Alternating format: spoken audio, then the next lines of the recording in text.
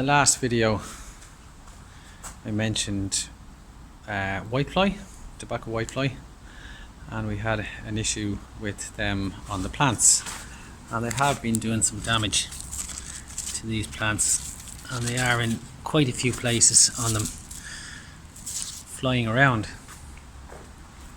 And I mentioned the parasite that's available as a biological control, and that parasite is a parasitic wasp called Encarsia. There's a lot of whitefly now, and this is what we've got. We ordered biological control called Encarsia from BioLine Agrosciences, the Incar line. So what that essentially is impregnated whitefly eggs. So the eggs are from the whitefly, but they have been taken over essentially by the parasitic wasp, which has injected its own larvae or its own eggs inside the whitefly egg. So we've put it onto all of these plants, as many cards as we have, and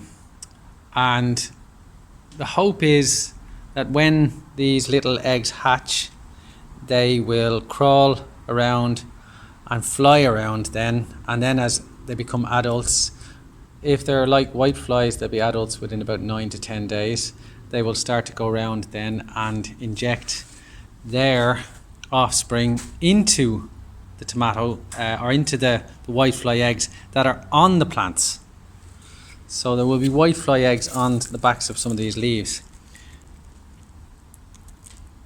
I can't see any of them, but if we were to look closely enough around some of the places, we would find them. So they'll go around and inject their larvae or their eggs into the whitefly eggs, and as a result that keeps the numbers of the whitefly down.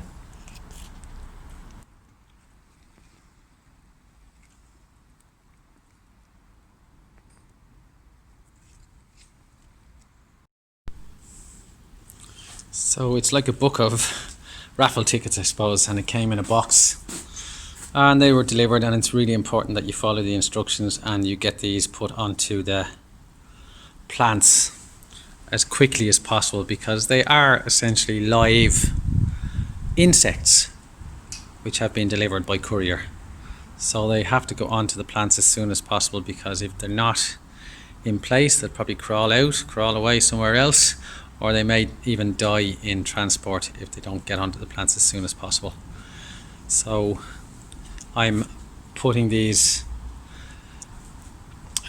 cards onto the plants we want to be protected from the whitefly, or hopefully. I've just found a really big source or host of the whitefly. Lots of adults here, and there's eggs down here. And this plant here is Nicotiana, or the tobacco plant, and as we know, this plant, or this whitefly, is known as the tobacco whitefly because they like tobacco plants. This particular plant grows as a weed around here, particularly in the glass houses, and it has a really strong smell of tobacco or nicotine, because this is the actual plant they make tobacco products from. And I need to get rid of this because it's definitely a huge source of whitefly. It was growing underneath the bench down here, and that would be so many whitefly that I think these poor little Encarsia would be completely outnumbered. So the best thing for me to do now is to bring this down and throw it on the compost heap or destroy it. It's colder outside, it definitely won't get back in as far as here. But any nicotine plants, I found one down here which didn't have very many on it. Maybe I'd be better to take it off or to take it out to pull out the weed and remove all of the other sources apart from the crop in the glasshouse, because hygiene is important in terms of pests and diseases. And there are a few other nicotine plants growing around this glasshouse. Not a lot of them, but they're definitely a potential stronghold or host of the tobacco whitefly. This lawn area was cut 2 weeks ago, and it's also had no weed, feed or moss killer or fertilizer applied. So we've got lovely white clover and other lawn weeds or wildflowers. And I've cut it now after 2 weeks of not being cut at the top level, and you can see, yes, it's definitely taking a fair bit off it. And I'm cutting at the top level because there's no need to cut any lower. This protects the grass a little bit more. Also, if you have got wildflowers in the lawn and you want to keep them and protect them and allow some of the flowers to continue to grow, cutting the grass higher is better for insects, for the biodiversity, and for nice pretty flowers you might want. But let's have a look at another lawn that did get weed, feed and moss killer. I'm going to go up now to have a look at that.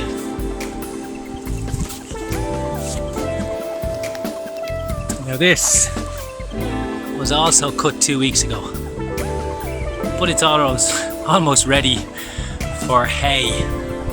It's really long and lush and green because the nitrogen has done its magic in making it grow very long. So it's quite hairy, and I'll probably take 3 or 4 times the amount of grass from this area. And you can see areas where I put the fertilizer. Maybe I went a little bit thicker in this area in the middle, and maybe I adjusted it, and you can see it's really growing like crazy. So you can see why farmers might put fertilizer on their grass areas for cattle, because they get a bigger yield of grass from it.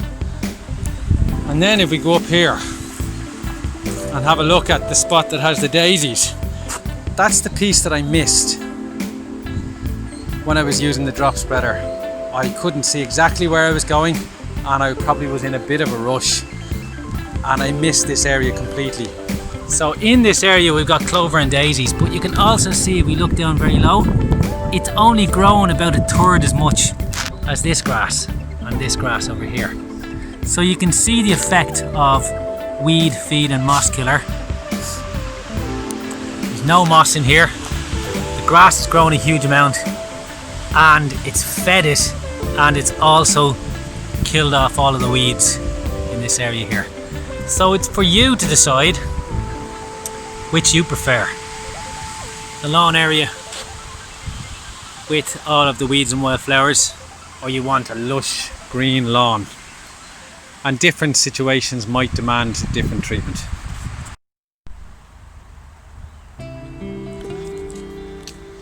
The weather has changed in Park House for the last week or so, and we're getting this kind of drizzly, persistent rain, but you still have to work in it when you work in horticulture.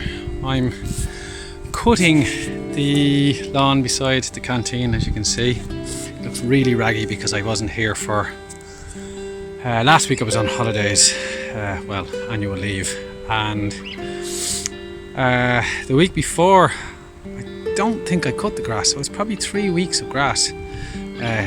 3 weeks of not cutting the grass. This particular bit, this has been a long time since we cut it because we're trying to make it grow wild. But while I am cutting it, there are lots of lovely wildflowers such as this little prunella, and some daisies and some clover. And unfortunately for them, they're in the grass that's not cut, or the grass that's not in the wild area. So I think I mentioned before that I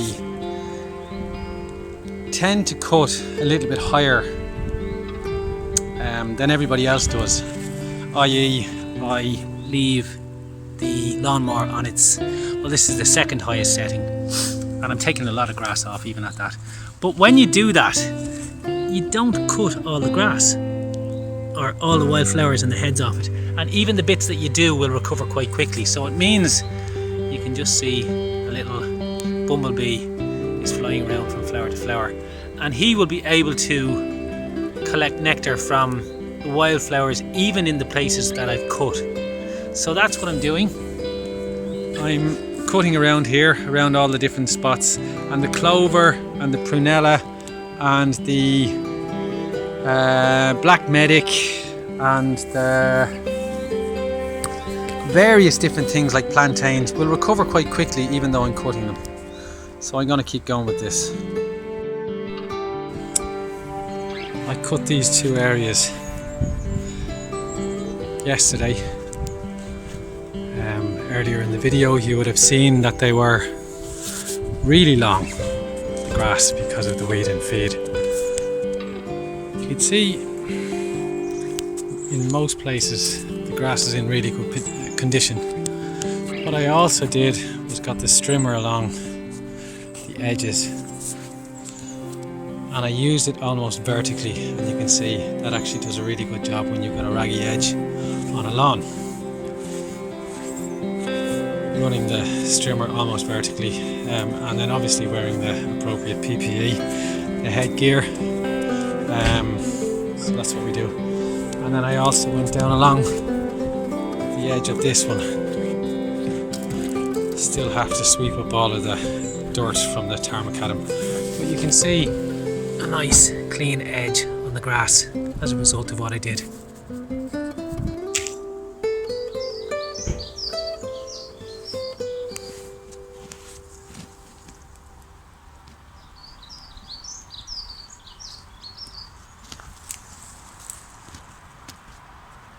Looks like poached eggs.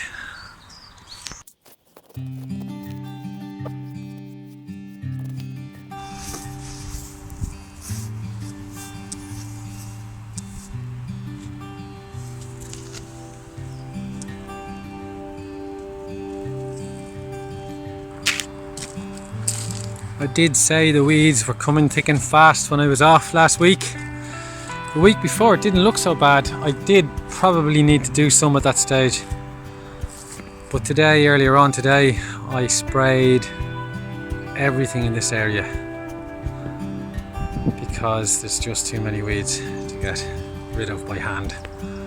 So I've gone around a lot. So in the next video, hopefully you'll see how clean this looks. Or when you come back, you'll see how clean this looks. There's raspberries, gooseberries and blackcurrants all coming on. The plums are starting to set nicely and they will hopefully in another 2 or 3 weeks be ripe.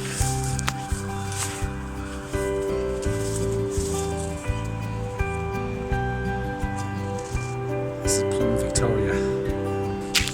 The Friday before last, just before I took a week off, I rotivated this side because Anne had some wildflower mix which she wanted to apply to the area, and it's starting to come up. It's down about a week now.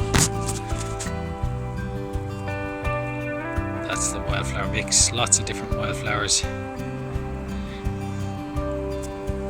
And this area here, which was looking really cool for a good few weeks, is looking really raggy now. It still has a bit of a charm to it, but there's not many wildflowers and a lot of brutes among it, such as the dock, some ragwort, lots of perennial ryegrass we talked about, which is very distinctive in it. It's flower and seed heads.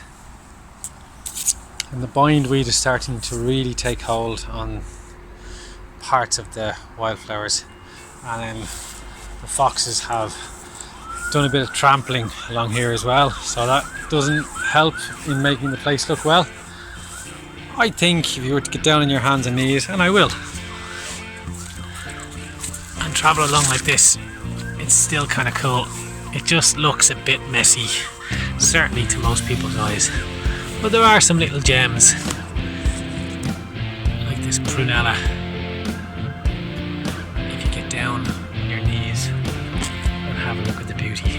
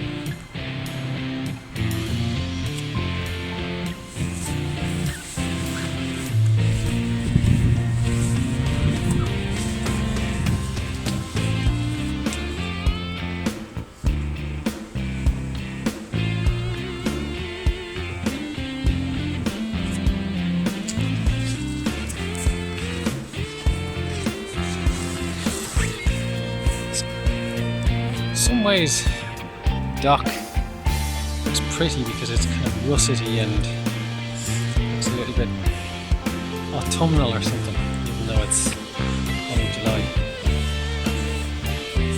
Have the Tobaccco,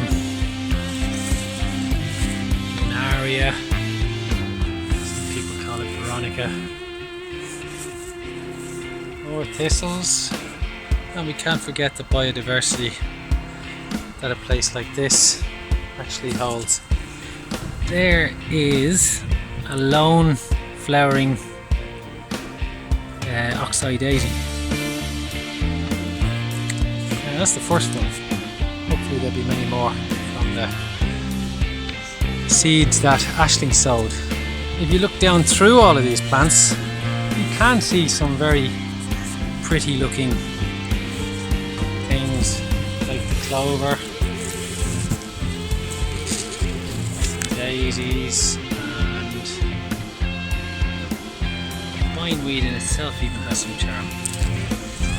Anyway, I'm debating on whether I'll trim this down soon and let it start again, which would be common practice with a wild meadow, that you can chop it down, leave it for about a week so the seeds fall onto the ground, and then collect the material, the cut material, and take it off. And that's important because when you collect the cut material, you're taking away nutrition and nitrogen from the surface. Chives, black medic. And when you take the nutrition from a site, it stops the grass from dominating that site, and it allows the wildflowers that are generally more adapted to hungry soils than the lawn is, than the grass is, should I say.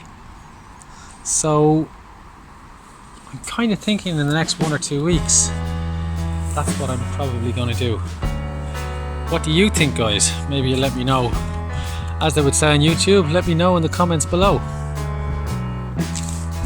We were going to weed this, and these guys started popping up. So nobody sowed these. These are actually from last year. You remember last year we had sunflowers growing here, and I do remember also that I said to Anne, they're rubbish, throw them out, they'll never grow. And she said, no, I'm putting them in. And not only did they grow and flourish and flower last year, and I had to eat my words, but now they're coming to give me another dose of kind of get back in your box medicine. So Anne was right and I was wrong.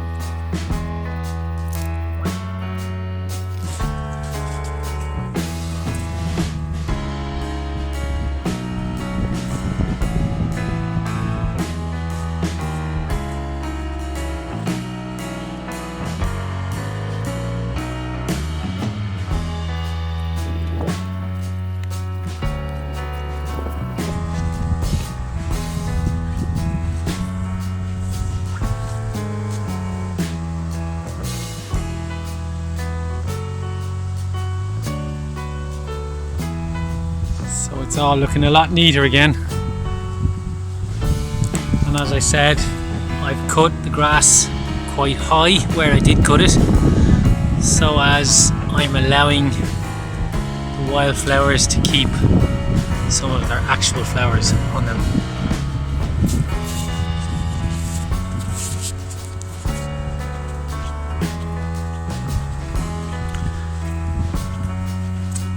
The ride-on lawnmower really struggled on this grass yesterday,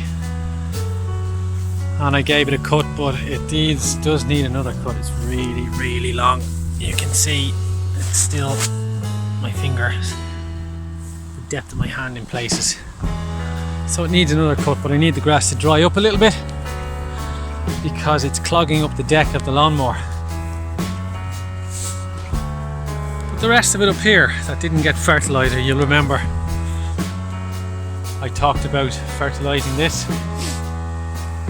And you might say, God, that just caused me a lot of extra hassle fertilizing it, but it's worth doing for a playing pitch, and it's worth showing on a playing pitch.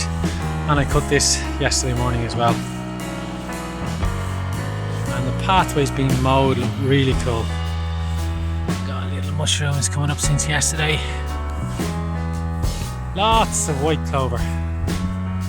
Not a lot of wildflowers showing at the moment, but when you look down and get on your knees, as I was saying already, you start to see some really pretty, amazing, inviting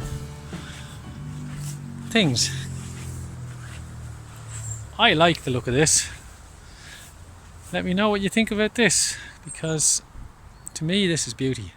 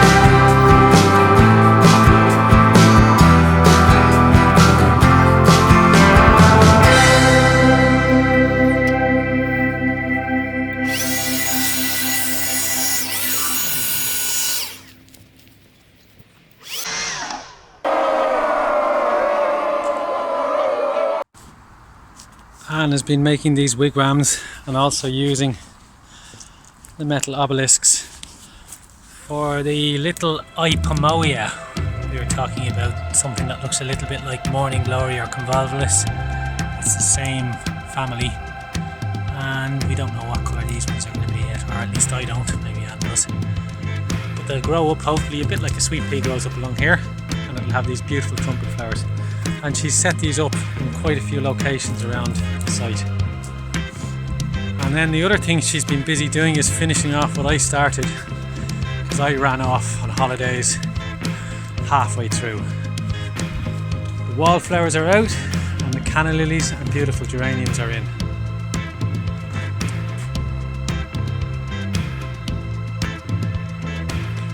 Nice display.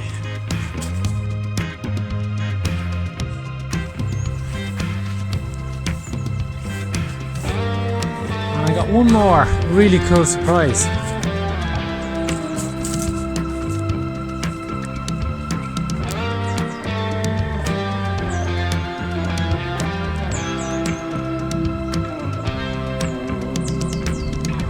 We got our first tulip on the tulip tree.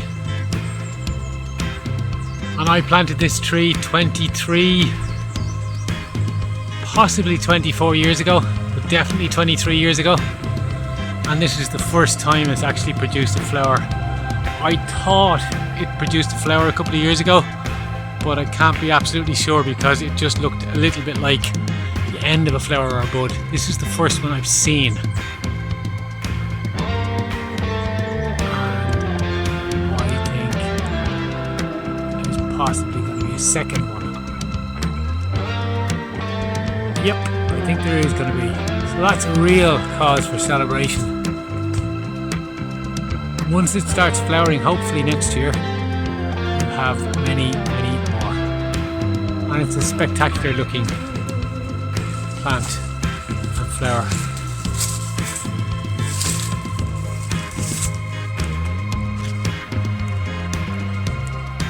Almost patriotic in celebration that Ireland is hopefully beating the coronavirus.